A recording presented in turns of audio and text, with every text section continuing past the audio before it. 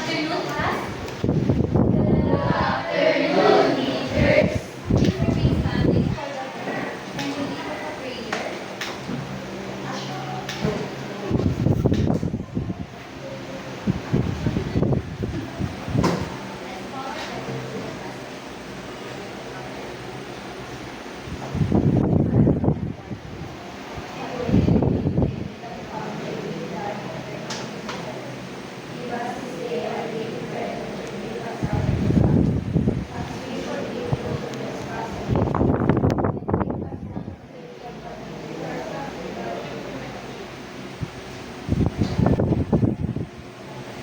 So before you take your place, kindly have to wrap that under your chair and align it. Okay, you may now take your place.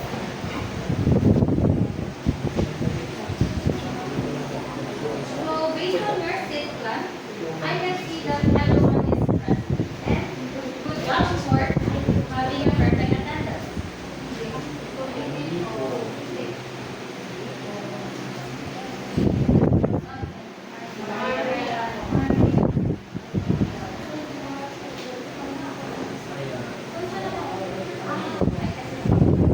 Okay, I take note of that. So, before we start, let me present you our classroom rules.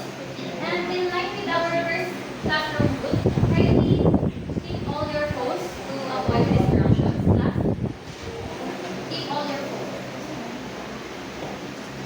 So, for our social cues, when I raise my hand like this, what does it mean? How about this one? This one? How about this? Okay, very good for remembering, class. So, to keep your energy going, let's check your assignment that was given to you last week. So, for this part, we are only going to check the carry out the plan or the solution part because later on I will collect your papers and I will be the one to check those other steps. So, number one, can you show your answer on the board? Lovely. Number two, Lemon. Number two and number three, yes, Tracy. Number four, Antonia. And number five, that's number three.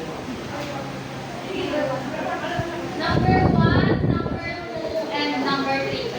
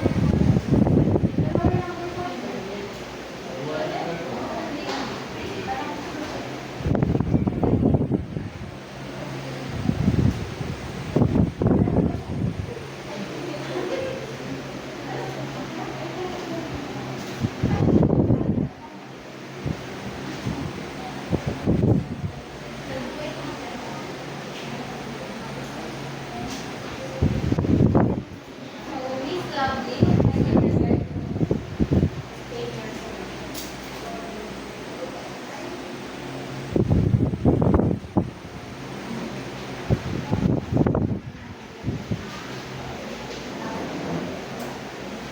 So, while Miss Antonia is answering, Miss Lovely, can you state your solution number one?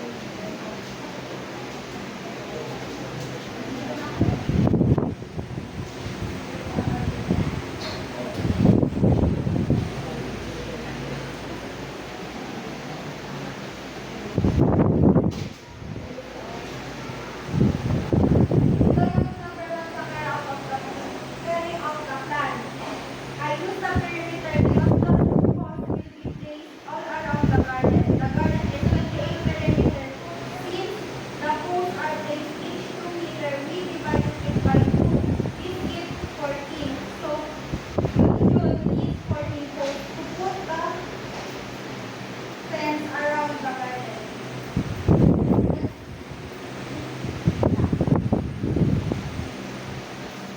Zero po, tapos nagkuhan siya ng 1, 2, 3, 4, 5, 6, 7, 8. Tapos dito sa kabila, sisipin sila ng 0, 0, 1, 2, 3, 4, 5, 6, 7, 8.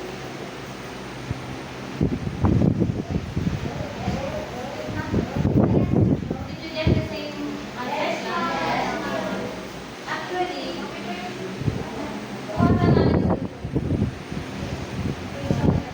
What did you do in number one?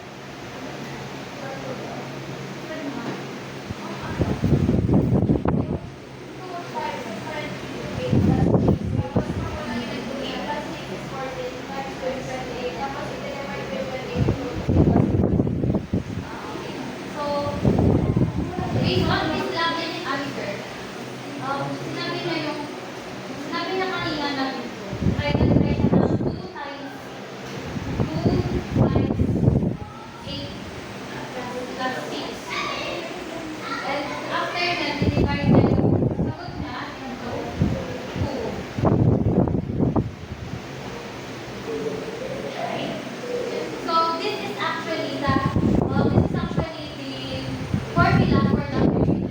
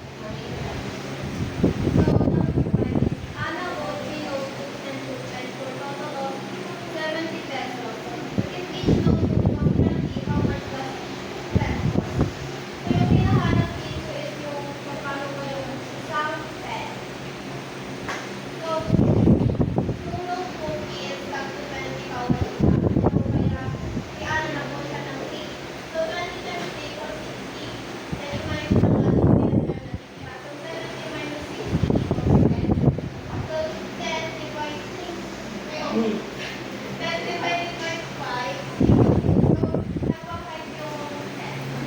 I have a question. Why did you divide 10 by So, bakit po? Kasi yung kailangan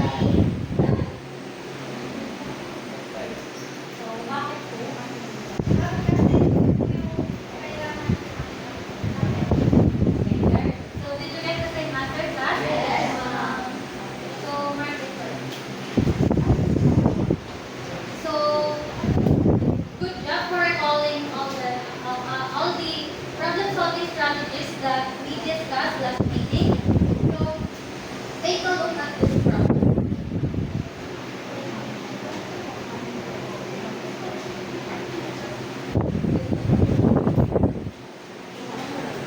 So, can we still use the, is this similar as those 5 problems that we solved earlier? So, if not, can we still use the 5 strategies that we discussed last meeting? Can we use working backwards in here? How about the equation strategy? So, if not, it means that there are still other problem-solving strategies that we can use to solve this kind of problem. And that is what we are going to discover for today. But before us, to guide us in our journey, let me present you our learning objectives. Kindly read.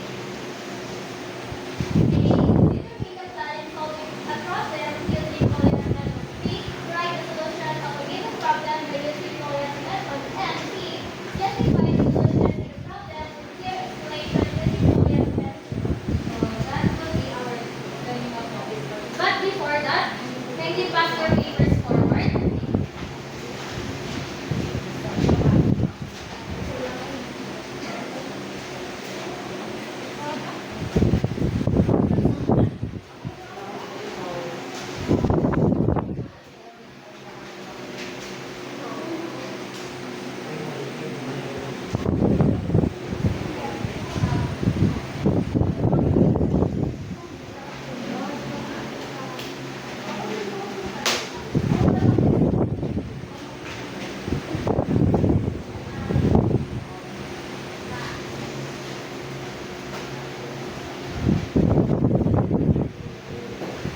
So now let's go back to our problem earlier.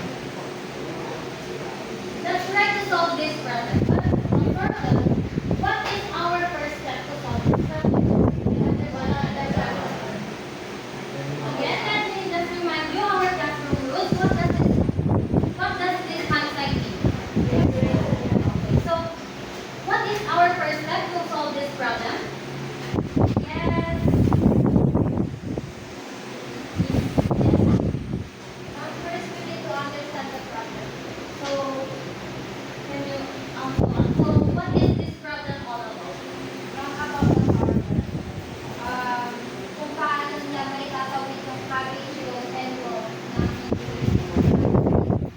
Okay, that's right. So, what will be our next step? Other hand.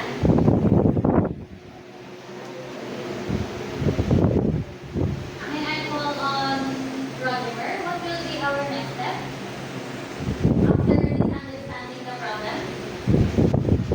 Motivating plan after identifying what's the main focus from the situation. So, you said that it is the devising of that. So, how do you think can we solve this problem? I think we identify the capabilities of the set actors or actors in the project. Like for example, the load, the cabbage, and So, to solve this problem, I have here that.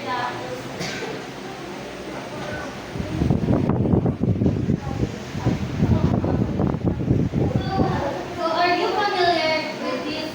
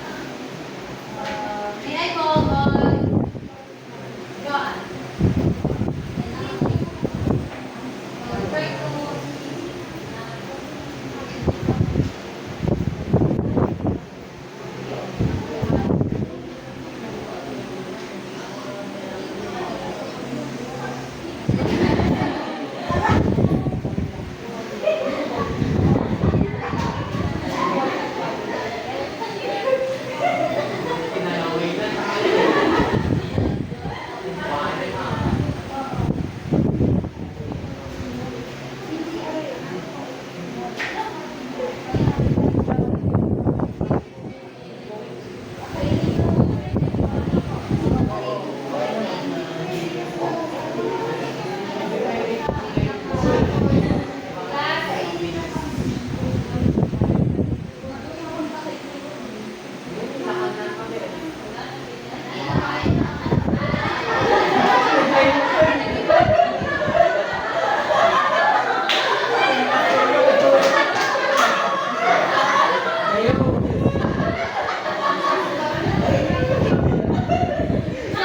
did she get it right? No. Why? Okay, why not? Kinain na yung cabbage. So, hindi pwede. So, anyone? Kailangan ko try again?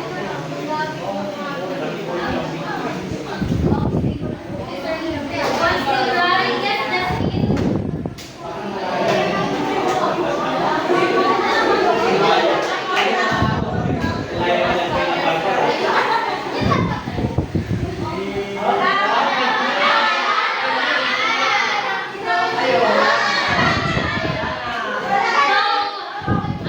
Yes. Right.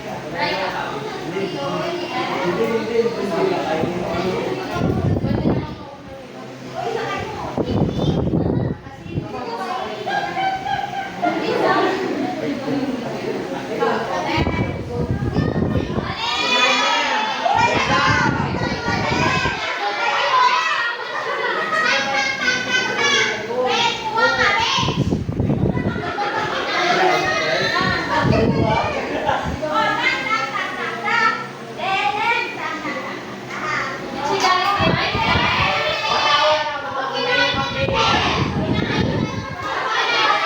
Okay, class settle down. Let's verify it. Did the goat ever stay with the cabbage?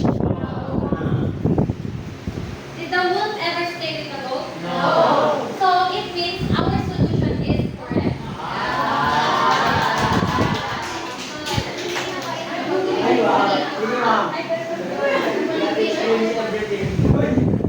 Pwede mo na.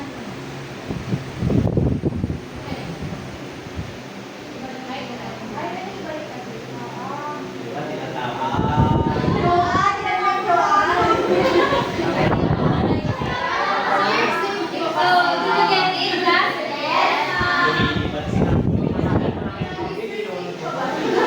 So, the strategy that we use is the act it out strategy. So, it is a way to solve a problem in which we physically model what is happening in the problem. So, it says here that it can be done by using actual objects. So, ito yung actual objects. So, did you understand this kind of strategy, class? Yes. So, do you have any questions? Do you have any questions, class? If so, I have here another problem.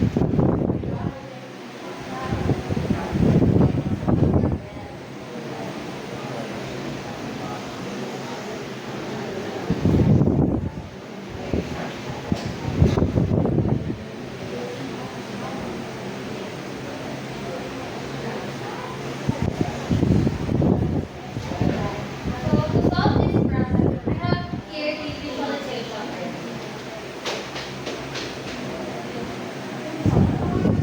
So, let's first understand the front. What is the front trying to do? May I call, yes. Nasa labas siya? Actually, nasa loob siya, pero hindi ko nakakakuha. So, let's imagine that yung front nasa loob. Hindi ko kasi mapakita. Okay, that's a very good question, Miss Clara. So let's go back to the front. So what is the front trying to do here? May I call Diana? Diana or Donna?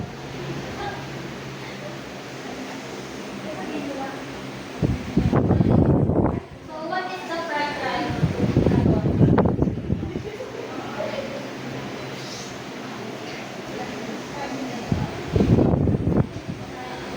Can we speak louder so that your classmates can hear your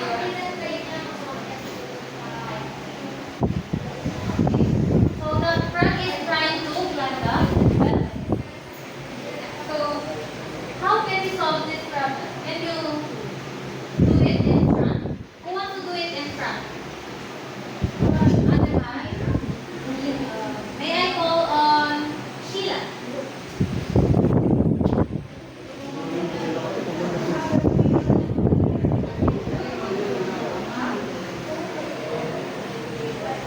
Sheila, come in front and try to manipulate the front. Move the front until you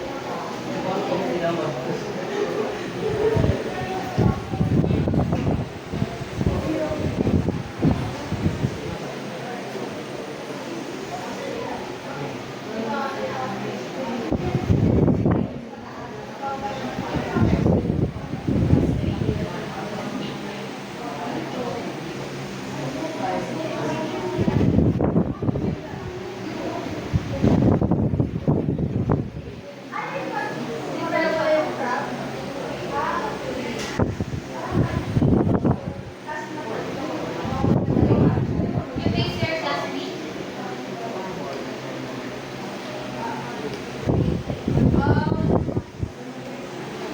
On the first time, nakakita siya ng tatlo. Tapos,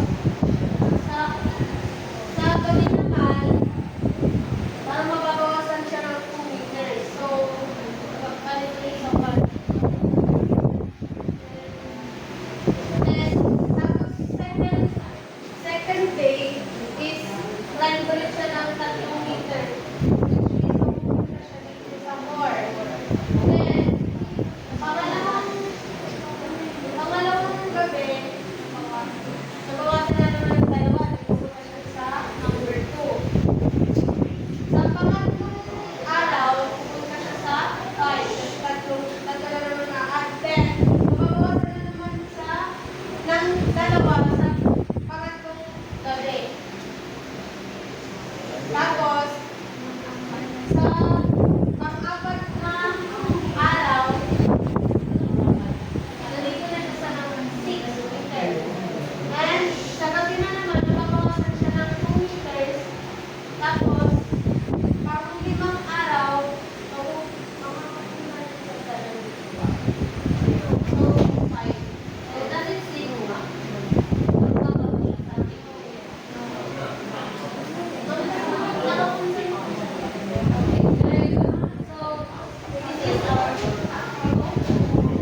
So, did you get the same answer?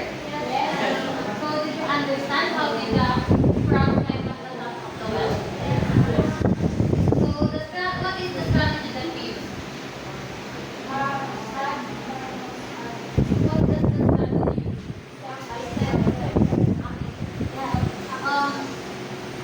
We use the acting out strategy if we have a good one. But if you solve it, if you list the steps in this form, this is actually called the record word systematically or making a table strategy. So it means this strategy means writing down the processes step by step and you will also record the correct on the result of your process. So do you have any questions about this problem? About this strategy? So did you understand this strategy, class? So if so, let's now proceed to our. I have here another problem.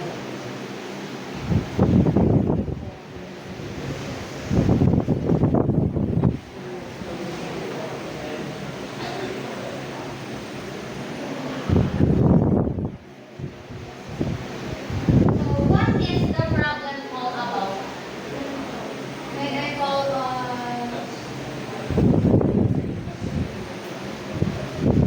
Casey?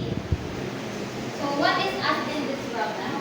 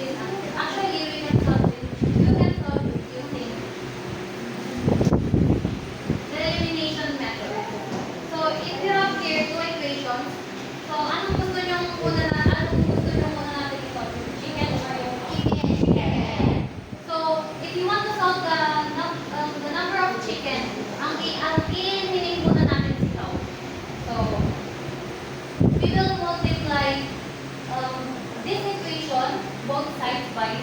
4 since yung sa taas is 4y which is yung number of feet ng cow. So, let's try to multiply both sides by 4. So, what is 4 times x? 4x.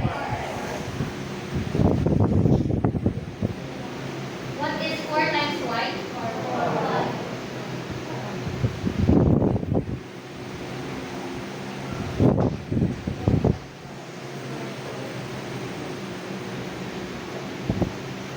What is 25 times 4? 100. So let's just rewrite it. 4y equal to 76. Next, our new equation, 4x plus 4y is equal to 100.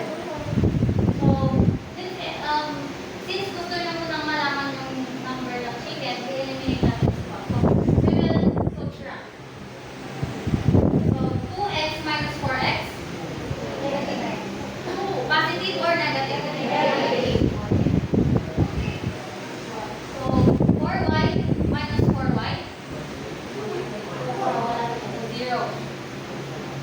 What is 76 minus 100? Positive or negative? Negative. Okay, negative 20.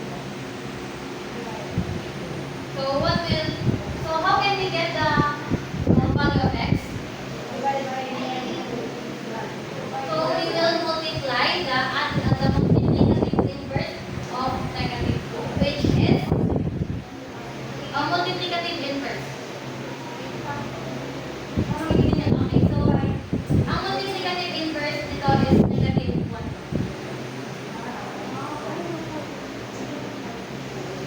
It's just the same as divide.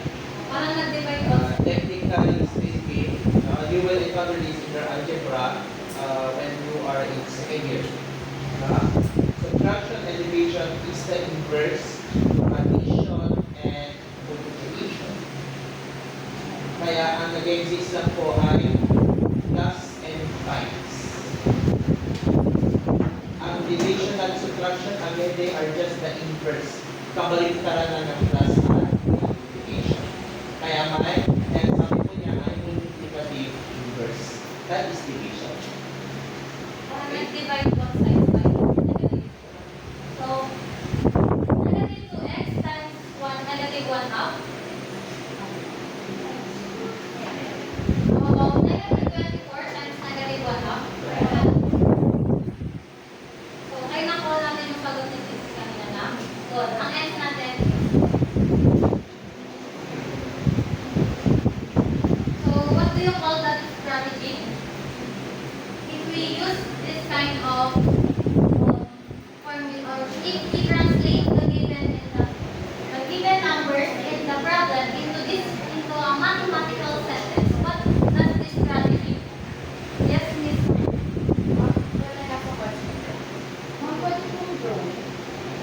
Yes, we can also use the drawing strategy. So let's there's another strategy actually, which is the drawing strategy.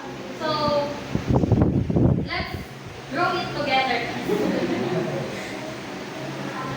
Okay, let's represent the chicken and cow into a circle. So how many chickens and cows are there? Okay, so we will draw 25 circles.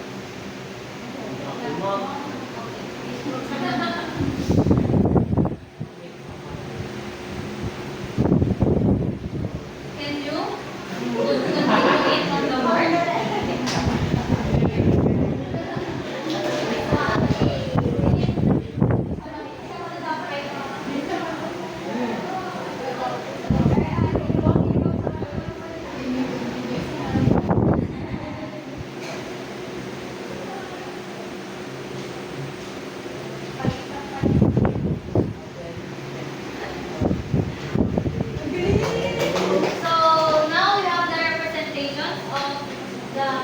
animals, the chickens and the cows.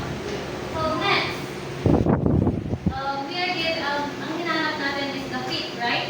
So let's draw the feet of it. So we will draw 2 sticks for the feet of the chicken. So we will just continue it until.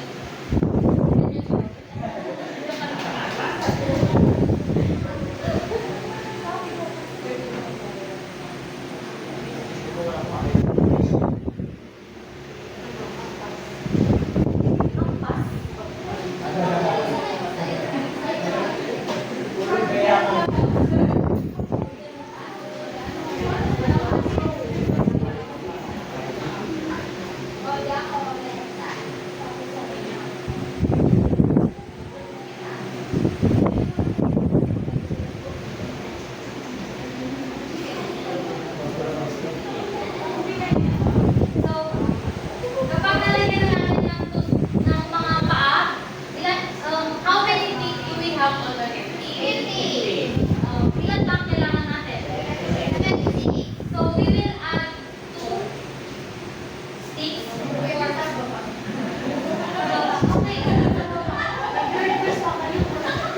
Dito? Yes. So, we will, magdadagdag tayo ng dalawang sticks since pwede lagi lang po. She's referring circles, tapos tanggal pa sa bawah. Mga circle. Yes. Hindi tayo naka-split. Okay, so pwede naman. So, pwede. Ilan na ang feet nito? 4. Pwede lagi ang baka, ilan ang paa ng baka? So, pwede. We will continue until, so 59, so naging 52 na siya. So, continue until you reach 76. So, we will continue na. So, count with me, class. So, 52, so,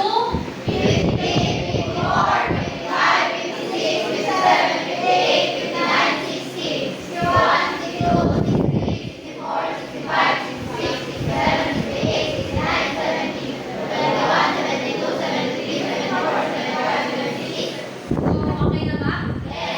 So, now, count those who, count the number of those who have 40. 30. So, yun yung count. So, sa chicken, ilan ang chicken? 12. So, that's another strategy. So, do you understand that? Do you have any questions? Okay, so, in every problem, there are many, we can use many strategies as long as we arrive at the correct answer.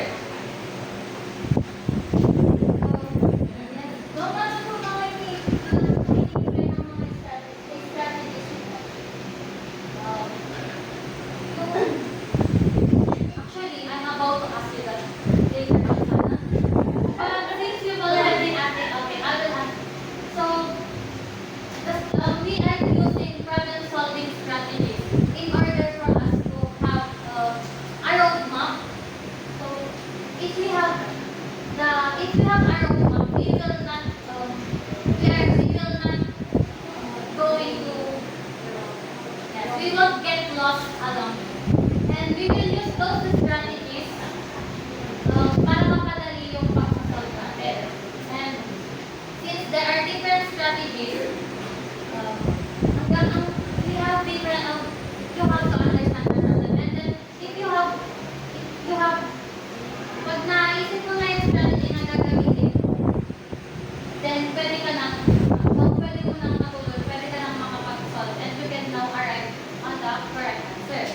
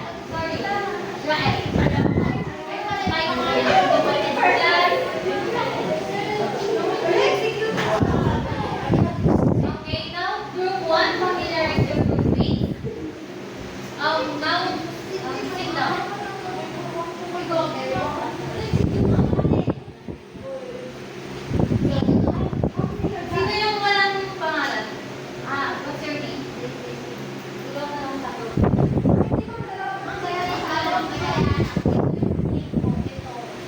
Ano ba yan? At why kaya? So, wait lang. Dalawa yung pangalan. Sinong walang pangalan? Si Rizalyn. Rizalyn. So, si Rizalyn na siya dito na. So, Diana, you will be in group 1. So, now that you familiarize group 1, now group 2, kindly stand up. So, group 2, familiarize your group mates. Group 2 ka?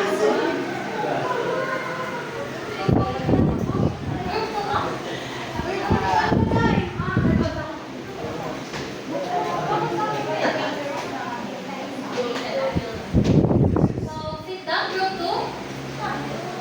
Sit down, group 3. Stand up, group 3. So, familiarize your group mates. Okay now? And sit down, group 3. Class. Sit down, group 3. How about group 4? Can you stand up? Okay, so now that you familiarize your group mates, when you go, group 1 will stay here, group 2, group 3, and group 4. So when you go to your respective areas, quietly back to you.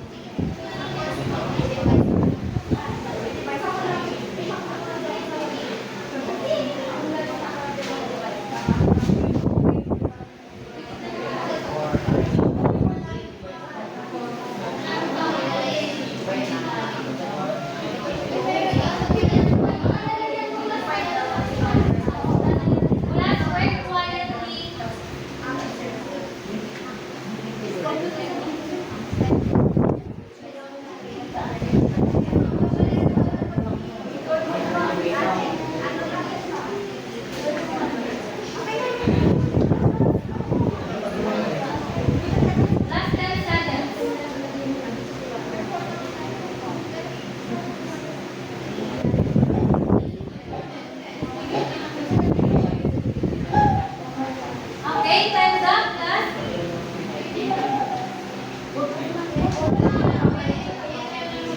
Strategies of each group. Kindly post your answers in front. Strategies of each group.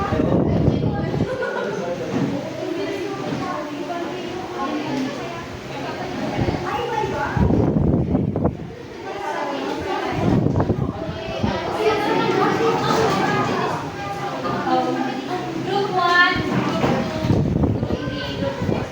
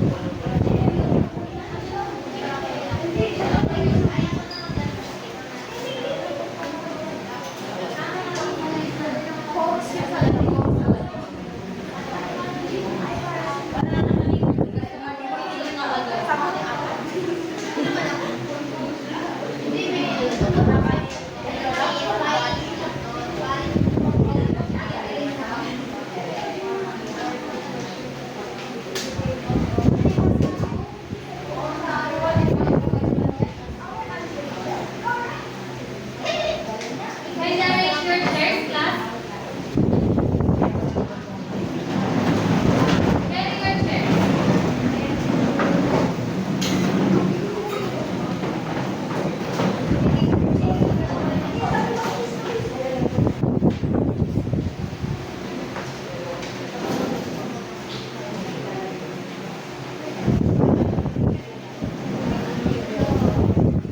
So for the sharing, may I call on the executor of group 1 to explain their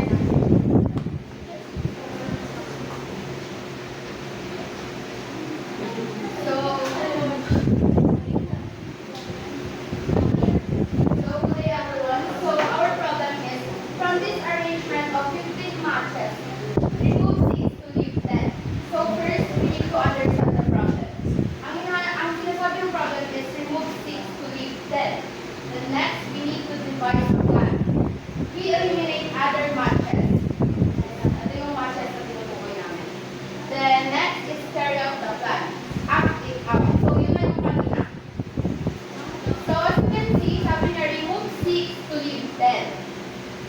Alam niyo natin. So ito, alisin natin ito. So 1, 2, 3, 4, 5, and 6. So as you can see, 10 na siya. Ayan. So look back is, sinagamit yung 10 na lang. If yung 10 na yun is, same pa rin ba pag pag nilagay namin yung mga ilalis natin na matches. So yun, lagay rin natin. Ito. Basta gano'n. Ayun, gano'n. Dito na matikit to. Okay. Magiging ganito na yung itsura niya. Tinigil na namin yung 6 na naalis.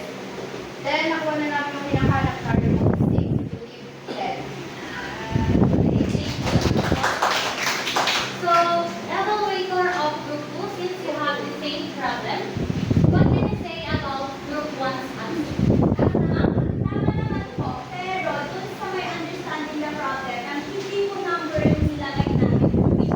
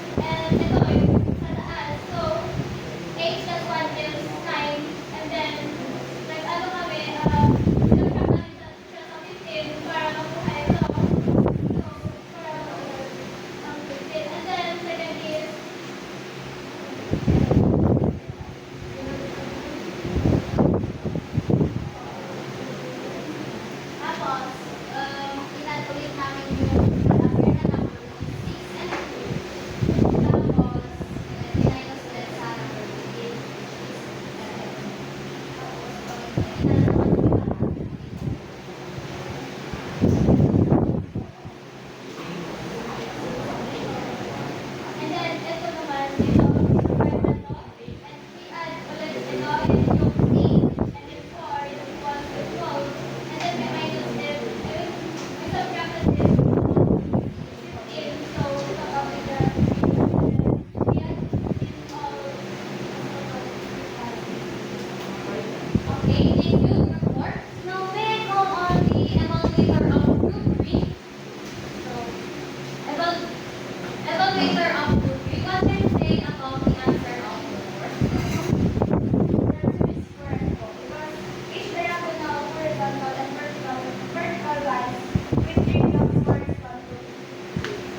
So, good job, group 3 and group 4. You got it right. So, now let's proceed to, so let's reflect on what we did. What is the use of following Paula's steps when solving different kinds of problems? May I call on May I call on Mary Villanueva? What's the use of following Paula's steps when solving different kinds of problems?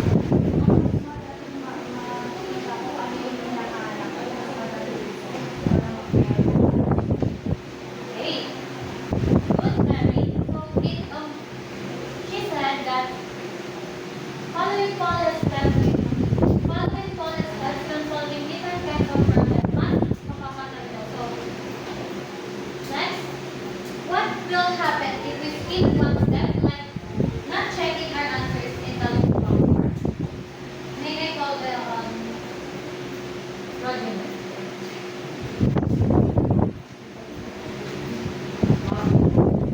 Looking after the answer, meaning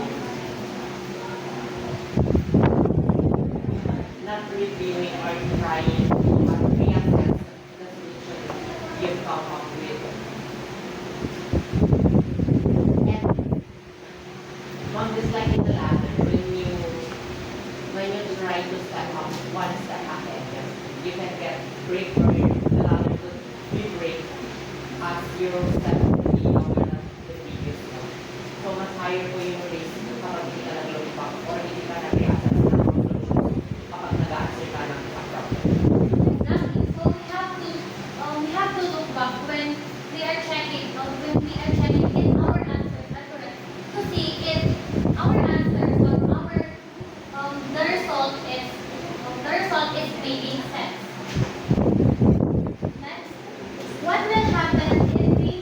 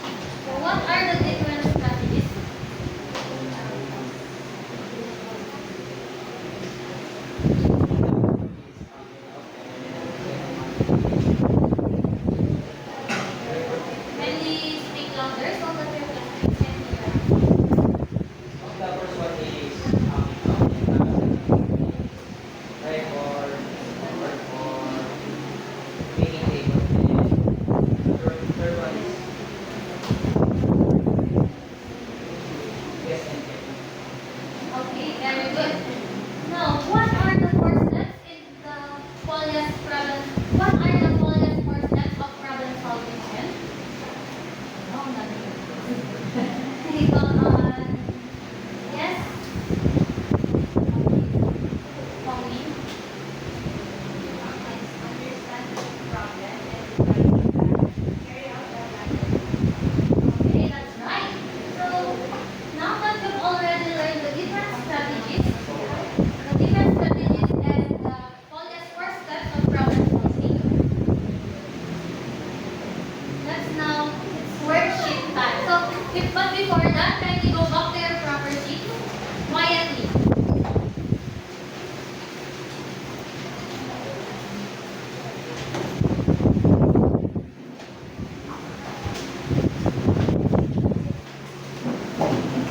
Kanina to.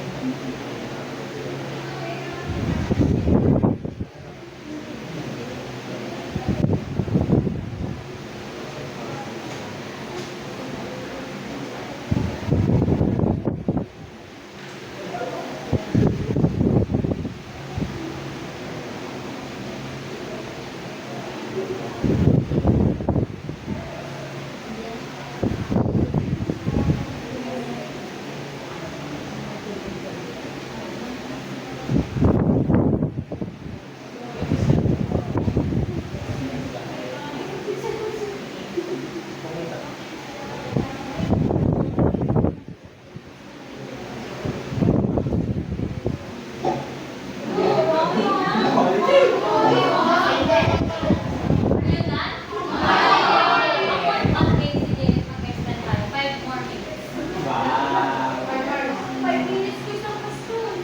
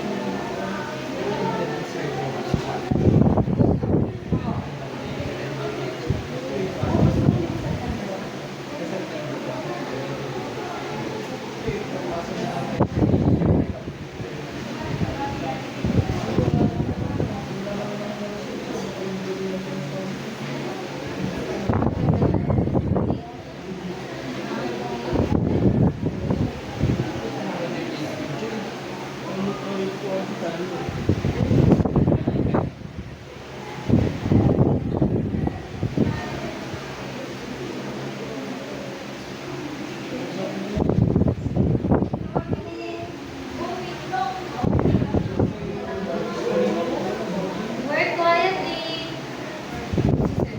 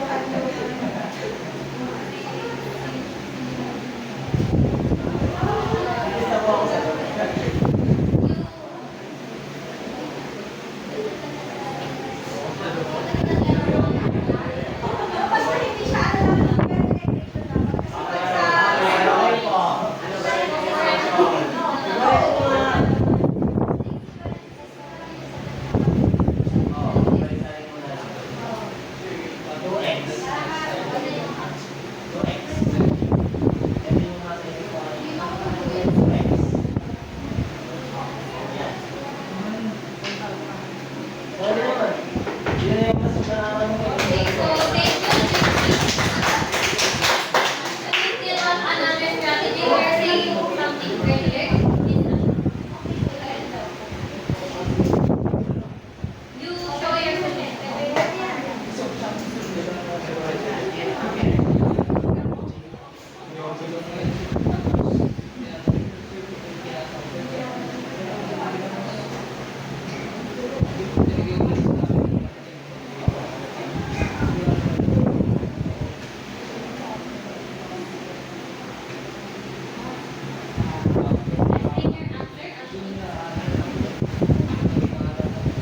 Ang kasasabi niya, yung una,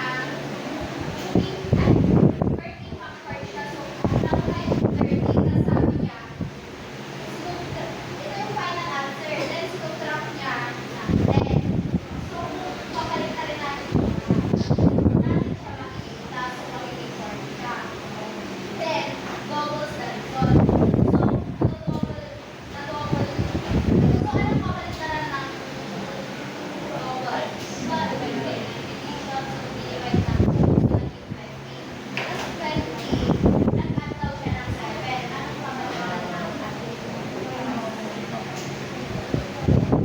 Very good. That's all. What we can see, there are different strategies to solve a problem. Isang problem pa lang, pero tatlong strategy na yung ginamit natin. The equation method, the trial and error, the guess and check, and then working backward. So, as long as nakuha yung 13, number 2, 3, and 4, that will be your assignment. Then we will check it next. Okay, so for our agreement, review for summative assessment.